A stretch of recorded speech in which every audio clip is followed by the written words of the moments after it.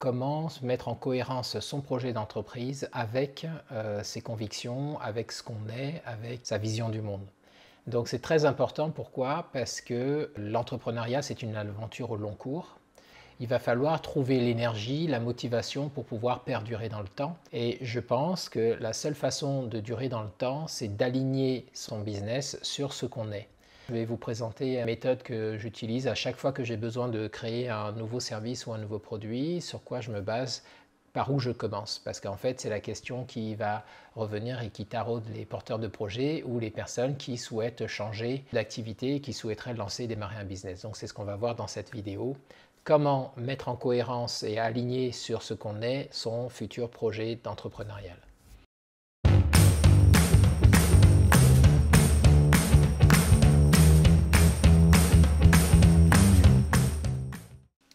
Alors quand on démarre un business ou quand on se pose des questions sur quelle idée entreprendre, il y a la question de l'idée, qu'est-ce que je vais bien pouvoir faire, quels sont les services que je vais proposer, quel prix, quel client je dois cibler, quel marché je dois cibler, à quelle échelle je dois me situer, et surtout une question qui passe souvent à la trappe mais qui pour moi est cruciale, c'est comment ne pas trahir ses propres convictions, comment être sûr d'aligner son business sur ses propres valeurs.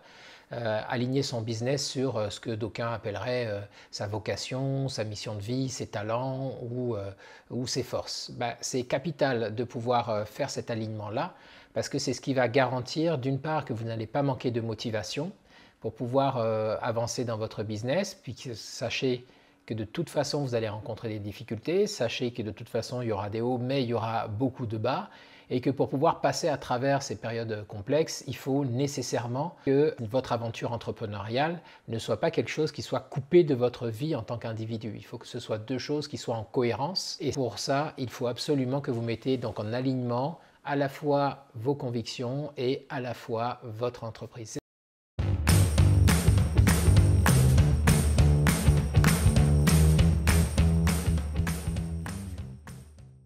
Il faut revenir à la base de ce que c'est entreprendre. Entreprendre pour moi c'est quoi? C'est apporter de la valeur ajoutée dans le monde, donc quelque chose qui n'existe pas encore, ou quelque chose qui existe déjà mais que vous allez apporter avec votre touche singulière. Et cette valeur va correspondre soit à une solution que vous apportez pour régler un problème, soit à une proposition pour satisfaire un besoin. Sous cette définition-là, pour moi, tout le monde entreprend. Puisque tout le monde partage avec ses proches, avec ses amis, avec sa famille, avec ses collaborateurs. Tout le monde partage de la valeur. Le propre de l'être humain, pour moi, c'est l'interaction sociale, et dans l'interaction sociale, c'est un échange de valeur. Seulement, l'entrepreneur va avoir besoin que cette compensation, quand il apporte de la valeur à quelqu'un, en rétribution, ce ne soit pas que de la gratitude qu'il reçoit, mais ce soit de l'argent. Donc, la proposition de valeur, si on veut qu'elle soit alignée sur ce qu'on est, il faut que cette proposition de valeur, elle émane de ce que l'on est. Donc, on ne peut pas emprunter l'idée d'un autre business, l'exécuter et espérer que ce business-là nous accomplisse. Ce n'est pas possible. Il faut que, même si on a la même idée que quelqu'un d'autre, en aucun cas, on va l'exécuter de la même façon. En aucun cas, on va proposer les choses exactement de la même façon. Et pourquoi? Parce qu'on est tous différents.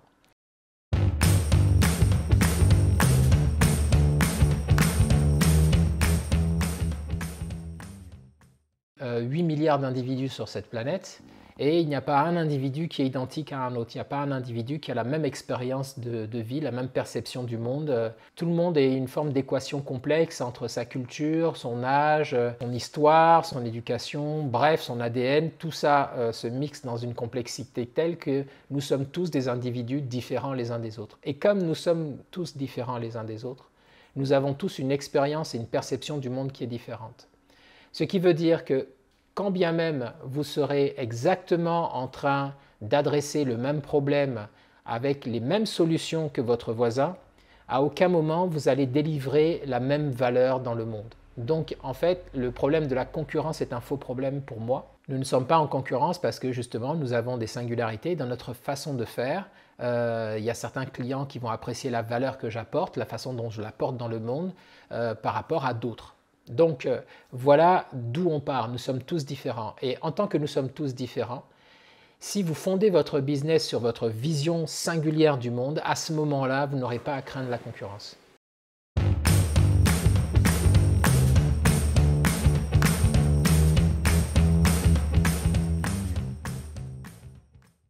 Ce qui donc nous emmène à cette deuxième idée qu'il faut comprendre, c'est quand on est souvent porteur de projet, on se dit « Ah, j'ai une idée géniale et il ne faut surtout pas que j'en parle, il ne faudrait pas qu'on me pique mon idée, etc. » En réalité, l'idée ne compte pas. Si vous avez une idée que vous pensez géniale, sachez que d'autres personnes l'ont eu avant vous, d'autres personnes l'auront en même temps que vous et certainement d'autres personnes l'auront après vous.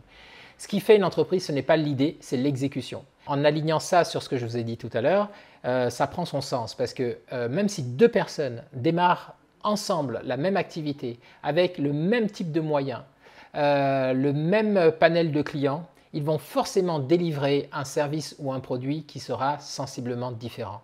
Ils vont forcément utiliser des moyens de faire des processus qui vont être directement dépendants de ce qu'ils sont et donc nécessairement différents de ce que fait le voisin. Donc l'idée ne compte pas, gardez en tête que seule l'exécution compte et c'est vraiment dans les actes qui sont posés pour délivrer le service ou délivrer le produit que les différences se font. Et les clients ne sont pas stupides, les clients ce sont vos proches, ce sont des êtres humains qui réfléchissent et qui sauront et qui comprendront et qui sentiront avec qui ils ont envie de travailler. Donc un entrepreneur, qu'est-ce que c'est? C'est quelqu'un qui se met en mouvement à partir d'une idée. Et on va voir que ce n'est pas à partir d'une idée géniale qui se met en mouvement, c'est souvent autre chose qui l'anime.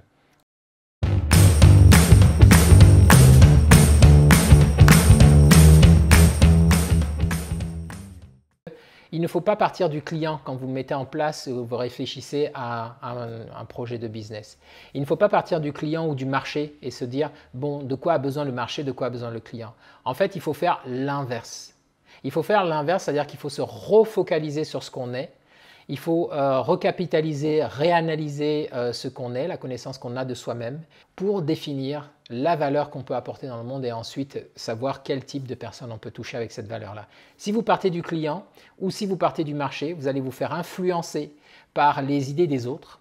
Vous allez vous faire influencer par la vision du monde des autres. Vous allez vous faire influencer par des peurs, pas assez de clients, aucune chance d'y arriver, etc. Peut-être qu'on marché est trop petit, peut-être que je ne m'y prends pas au bon endroit, etc. Vous allez vous imaginer tout un tas de choses et en fait, ça va être des freins pour pouvoir finalement en fait, apporter la seule chose qui est importante, c'est-à-dire votre valeur dans le monde et partager ça avec le plus grand nombre. Donc, partir de la connaissance de soi et de sa vision du monde et ensuite aligner cette valeur-là, extraire de cette connaissance de soi ce qu'on a à apporter au monde, c'est ce qu'on va voir maintenant dans la méthode que je vous propose.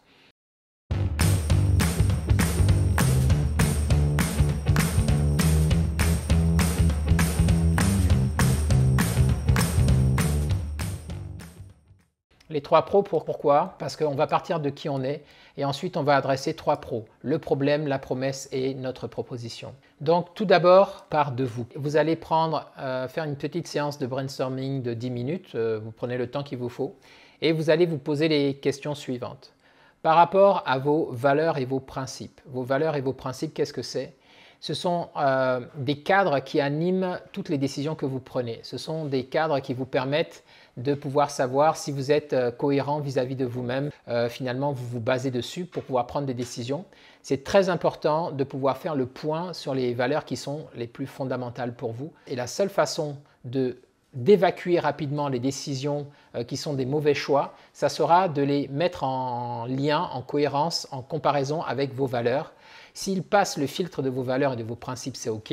Si jamais ça ne passe pas, vous n'avez pas de cas de conscience à avoir, vous évacuez cette décision-là, ce n'est pas la bonne décision pour vous.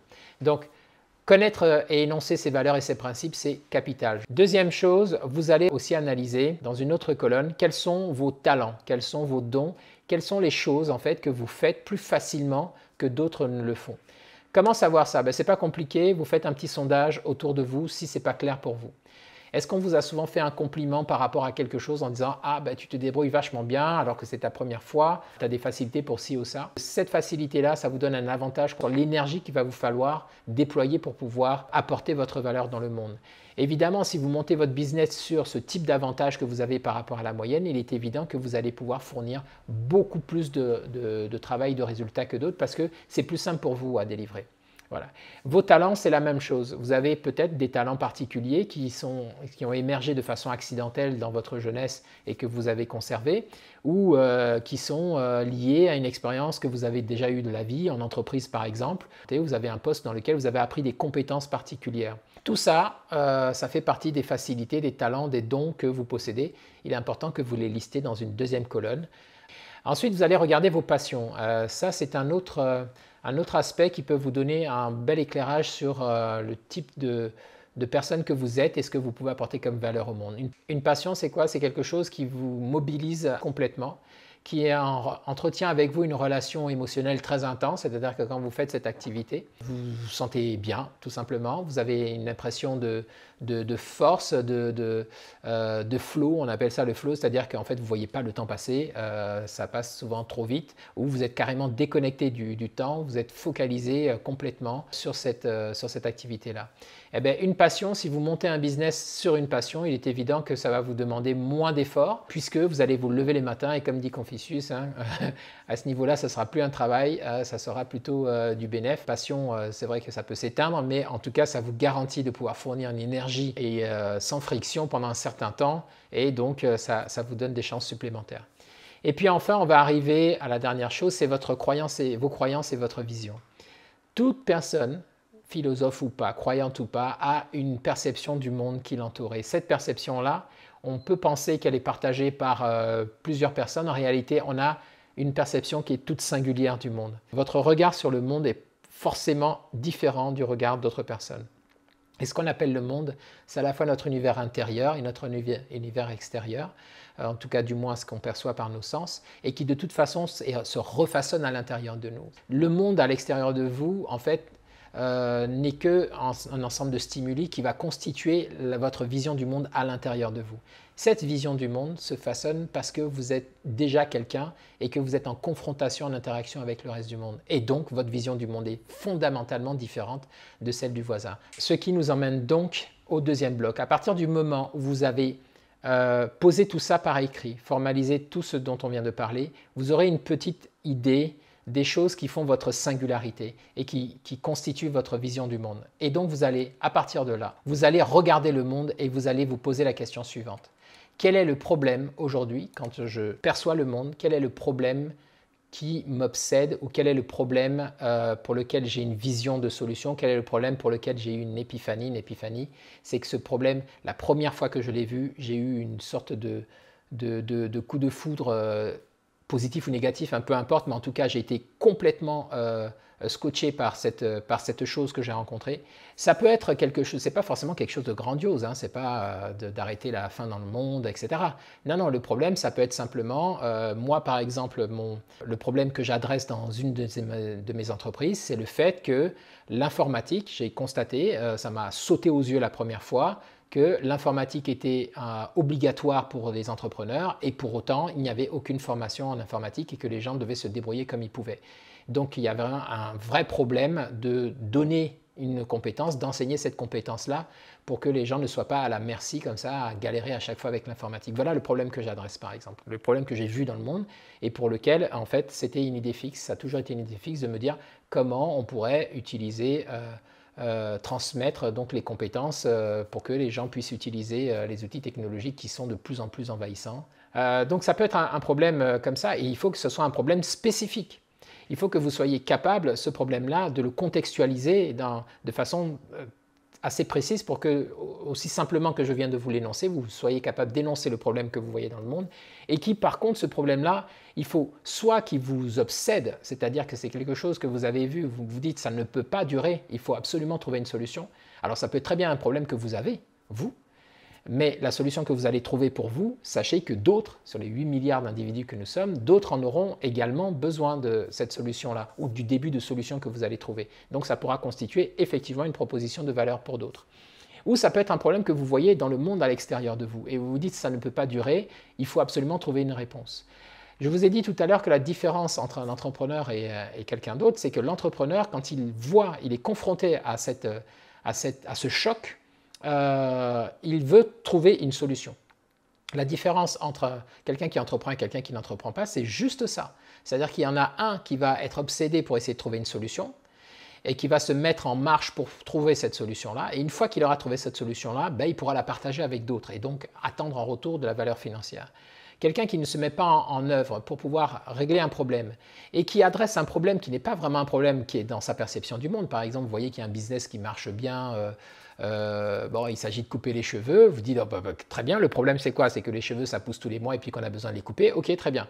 Donc vous voyez ce problème-là, mais ce n'est pas un problème qui vous touche particulièrement, ça ne vous émeut pas, vous n'avez pas senti une épiphanie la première fois que vous avez vu des cheveux et une paire de ciseaux, ça ne vous a pas fait un coup de foudre. Dans votre expérience de la vie, ce n'est pas quelque chose qui vous empêche de dormir, ce n'est pas quelque chose qui vous émeut, pas d'émotion particulière d'être coiffeur ou pas. Vous vous dites, bon, bah, je vais le faire comme métier ou je vais en faire un business. Eh bien, il y a de fortes chances que ça ne tienne pas dans la durée parce que justement dans émotion, en anglais on a emotion, c'est-à-dire ce qui provoque le mouvement. Et nous, en tant qu'êtres humains, nous sommes animés par nos émotions.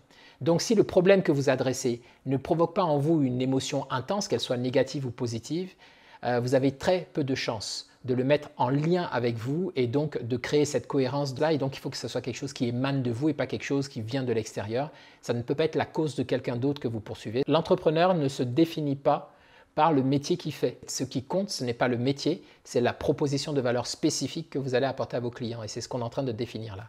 Donc bien définir son problème, bien le mettre par écrit, vous permet déjà d'envisager quelle va être la mission que vous allez attribuer à votre entreprise ou à une partie de votre entreprise qui veut adresser et régler ce problème-là. Mais ce problème, vous devez être capable de l'écrire dans une seule phrase et quand vous l'énoncez à d'autres personnes, il faut que ça puisse faire tilt pour eux.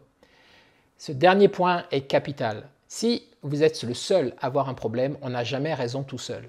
En réalité, il y a des gens qui ont vu des problèmes à leur époque qui n'existaient pas, qui existaient dans leur tête parce qu'ils étaient visionnaires, mais ils n'ont pas eu de clients parce qu'il n'y avait personne pour acheter la solution à un problème que personne ne voyait à part eux.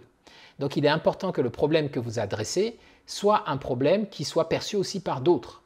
Donc, d'une part, c'est vous qui voyez ce problème de façon singulière, mais quand vous allez écrire ce problème et le partager autour de vous, il faudrait qu'il y ait un certain nombre de personnes qui vous disent « Ah tiens, c'est vrai, en effet, on aimerait bien que ce problème soit résolu, que ce besoin soit satisfait. » Si c'est « Ouais, bof, ah bon, tu penses vraiment ?»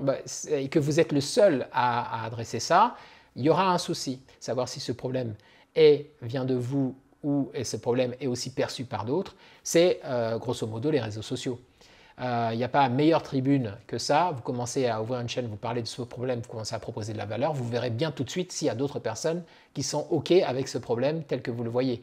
Si vous n'avez personne, au bout de 3 mois, c'est que vous êtes seul à connaître ce problème-là. Dans ce cas-là, continuez de travailler dans votre coin, mais n'en faites pas un business parce que vous n'aurez pas de clients. Si personne ne perçoit le problème, ils ne voudront pas de votre solution. OK? Donc le problème, premier pro. Deuxième pro, ça va être la promesse. Alors la promesse, qu'est-ce que c'est? La promesse, c'est que vous avez vu ce problème dans le monde, que vous avez identifié ce problème très spécifique avec votre vision du monde. Ben, automatiquement, vous dites que le monde serait meilleur si quoi? Eh bien, c'est ça la promesse.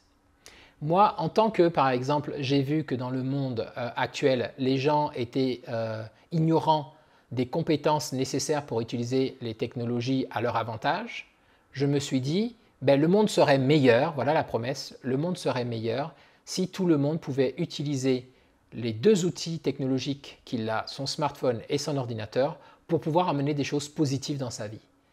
Donc ça, c'est la promesse. Les gens qui ont entendu votre problème et qui entendent votre promesse, les deux mis côte à côte, ça doit faire tilt chez eux. Si ça ne fait pas tilt, c'est que vous avez soit un problème sur le type de client que vous ciblez, c'est-à-dire ceux à qui vous parlez de ce problème-là, en fait, ils n'y voient pas un problème, donc il n'y a pas de raison que la promesse les intéresse.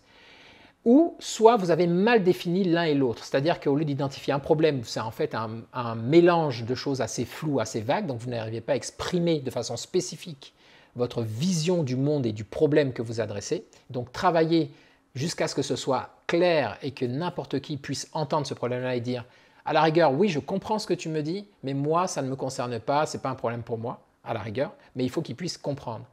Ensuite, la promesse que vous allez annoncer, il faut qu'elle vienne apporter des bénéfices dans la vie des gens qui ont ce problème que vous avez adressé.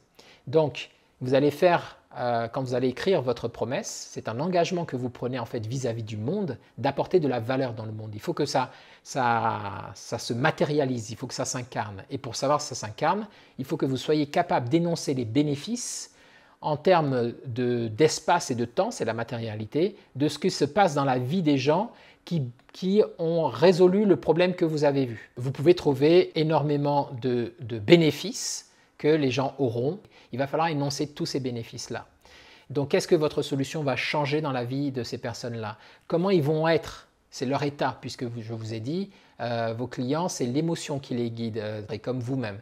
Donc, comment leur vie émotionnelle va changer une fois que vous aurez réalisé cette promesse-là pour eux? Et ça, si vous arrivez à vous mettre à la place, potentiellement à vous projeter dans la vie des personnes qui vont bénéficier de cette promesse et que leur vie va changer, cet exercice va vous permettre de définir votre cible de clientèle, ou ce qu'on appelle communément en marketing la persona, c'est-à-dire la cible exacte de personnes qui seront intéressées par le problème que vous adressez et les bénéfices qu'il y a à en tirer. C'est qu'en énonçant le problème et en listant la quantité de bénéfices qui sont issus de la promesse que vous allez commencer à définir votre cible de clientèle, votre marché. Donc vous voyez que là, on n'a pas mis la charrue avant les bœufs. On n'a pas commencé par chercher un marché et ensuite essayer de trouver un produit à leur proposer et ensuite monter un business derrière. C'est tout l'inverse.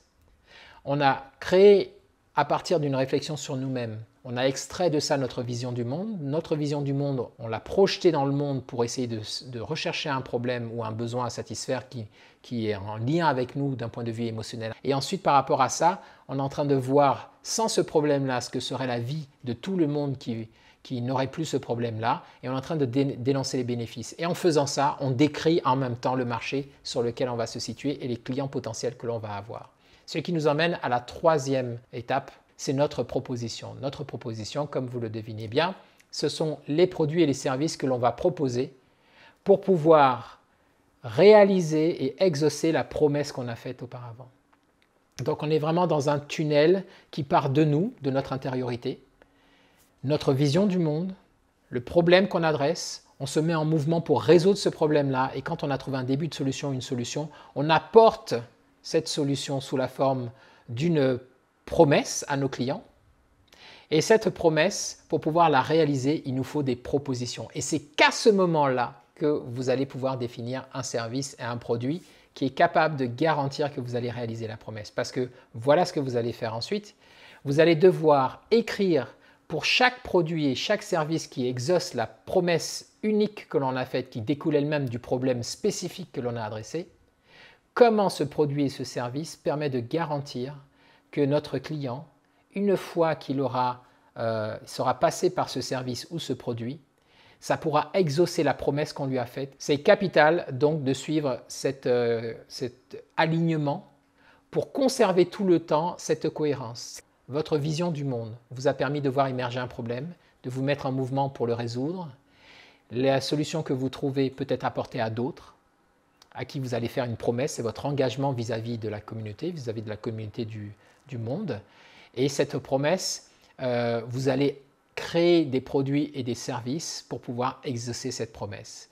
Donc, vous allez mettre par écrit ensuite, dans une troisième séance de brainstorming, tous les produits et les services auxquels vous pensez spontanément aujourd'hui, pas demain, vous n'allez pas inventer des solutions qui n'existent pas. Un business, c'est quelque chose qui est cohérent, qui doit se matérialiser maintenant, aujourd'hui, ici et maintenant.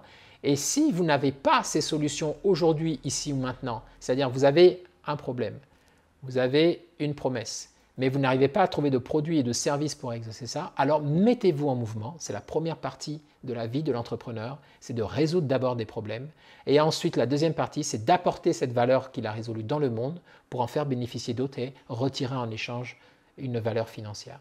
Donc, ce n'est pas perdu, vous êtes en chemin, parfait, mais il faut que vous puissiez aboutir à un ensemble de services spécifiques qui répondent pour réaliser la promesse qui elle-même est la solution au problème que vous avez adressé au départ. Si vous avez ces trois pros qui sont alignés et qu'au départ vous avez fait ce petit travail sur vous d'extraire cette connaissance de vous pour pouvoir mieux regarder le monde pour adresser ce problème, non seulement vous allez faire un business qui sera parfaitement cohérent par rapport à ce que vous êtes, non seulement vous n'aurez pas besoin de savoir pourquoi vous vous levez le matin parce que vous connaîtrez le sens et la valeur de ce que vous apportez au monde, vous n'aurez pas non plus besoin de chercher de l'énergie pour pouvoir fournir cet effort parce que c'est quelque chose qui a du sens pour vous, c'est quelque chose qui vous met en mouvement, ça entraîne chez vous ce problème, une émotion qui vous oblige à agir dans le monde pour régler ce problème. Et en plus, vous allez bénéficier, en plus d'un retour d'une valeur financière, vous allez bénéficier de ce sentiment d'accomplissement inégalable qui est celui d'apporter aux autres une valeur particulière de ce que nous avons pu faire émerger de nous et faire émerger dans le monde. Et sur ces entrefaits, je vais terminer cette vidéo. Donc je répète les 3 pros. Premièrement, on part de la connaissance de soi. Alors premier pro, c'est le problème. Deuxièmement, c'est la promesse. Et troisièmement, c'est votre proposition. Voilà, j'espère que ça vous aura permis d'éclairer un peu votre analyse et que vous pourrez vous appuyer sur cette petite méthode pour pouvoir avancer si vous êtes porteur de projet ou développer un nouveau produit si vous êtes déjà entrepreneur et que vous cherchez à diversifier vos produits et vos services. Je vous remercie d'avoir suivi cette vidéo et je vous dis à très bientôt dans une prochaine vidéo. Au revoir.